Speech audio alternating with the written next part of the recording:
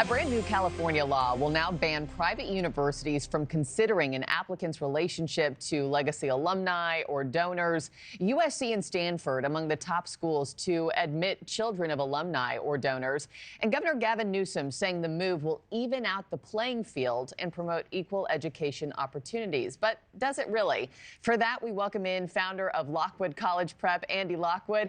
Andy, you coach and consult many families looking to get their students into good colleges. Welcome back to the show.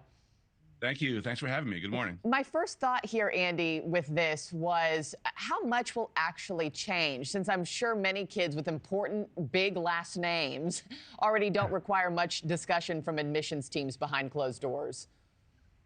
Well, you know what? I don't think it's going to change things that much because, first of all, there aren't any penalties associated with this new law, as far as I can tell, or similar ones in other states.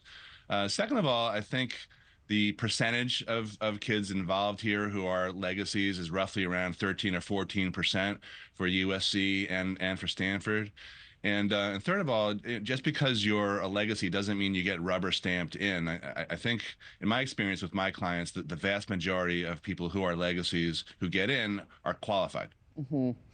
Speaking of the penalties, there's no financial penalties, but the names of schools that violate this law will be listed on the Department of Justice website. I mean, do schools care about that? Or no? I don't even know how to. Well, personally, I don't even know how I would even find that list. I mean, I guess point. I could devote some time. I don't think schools really care about that. I think what some of the private ones do care about is being dictated to by the states. But I think more importantly, if this were to have a negative effect on donors, that's actually a problem because 50 cents of every dollar that comes from a donation goes to support need-based financial aid programs at these colleges to help low-income and under-resourced families. So do you know how this new bill is being received by campuses, by families across the state, especially those whose children do need financial help going to some of these private schools?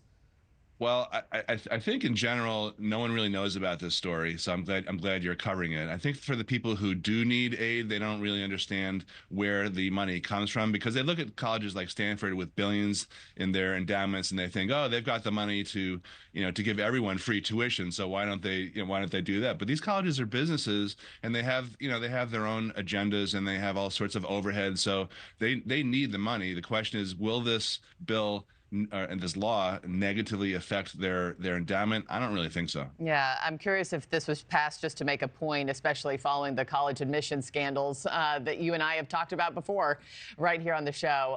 We'll follow it closely as it progresses and we learn more. Andy Lockwood, thanks so much, sir. Appreciate it.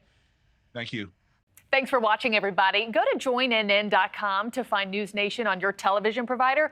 Also, don't forget to click that red subscribe button below to get more of NewsNation's fact-driven, unbiased coverage.